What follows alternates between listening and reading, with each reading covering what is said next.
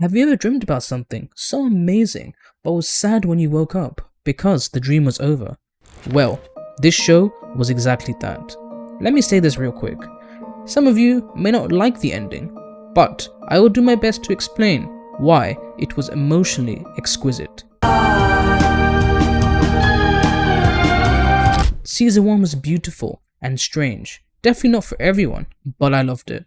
So the big question is, could Season 2 live up to that expectation? If you have not watched my previous video on Sandman, please check it out as well. This video will contain spoilers for Season 2, you have been warned. Season 2 for me was a full-on emotional fiasco. In the end, I felt really bad for Morpheus, as he was never truly understood. No one really related to his pain, his suffering, his loss. This season feels bigger, bolder, and way more confident. Where Season 1 was trying to carefully establish the tone and introduce us to the dreaming, Season 2 straps you in for an emotional rollercoaster. It trusts the audience more. It wants you to feel, it wants you to dream, and it wants you to believe in a better tomorrow. What stood out to me was how emotionally rich this season is. We get deeper into Dream's internal struggles, but we also see the other Endless coming into focus, which I'll talk more about later in this video. We really get to understand what the story of Sandman actually is and what the meaning behind it is.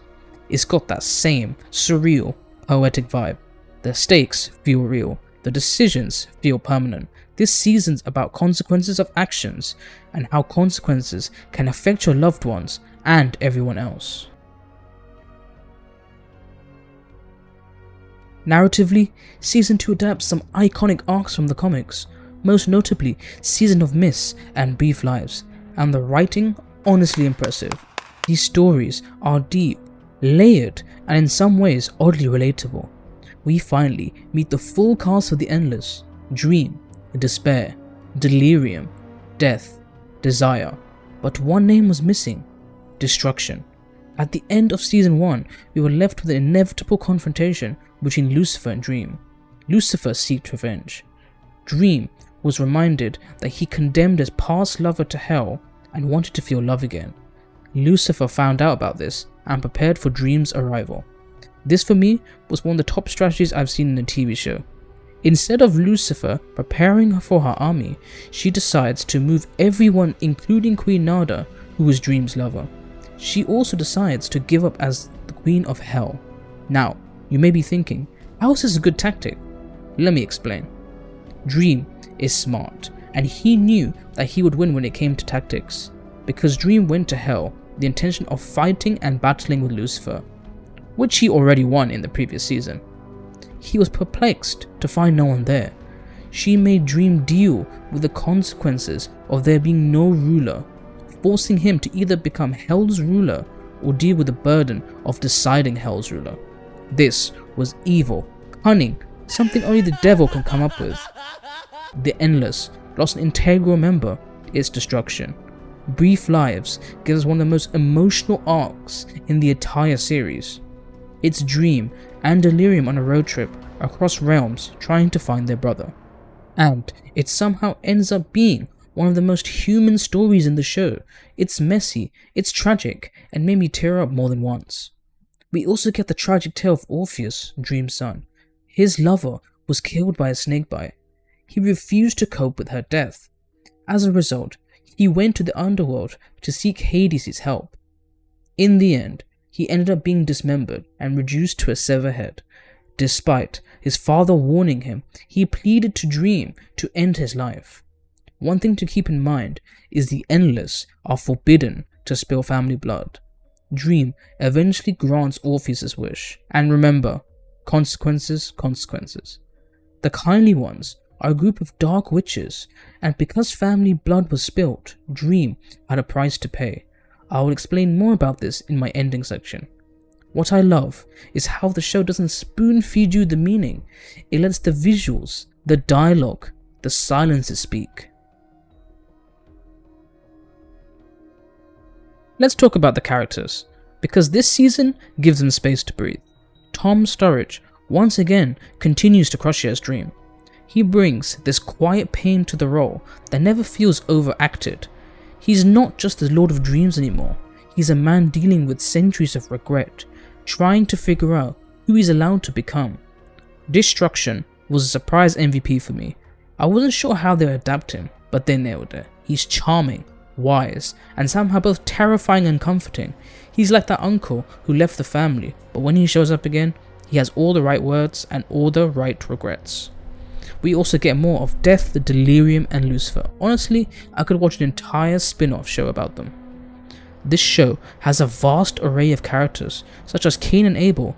Luciane was great in supporting Dream, Nuala, Loki, the list goes on. So many of the characters had defining moments in the story.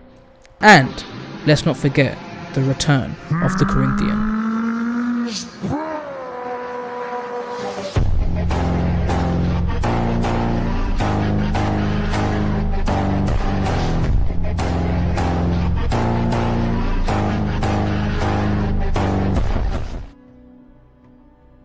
Visually, this show continues to be one of the best looking things on Netflix.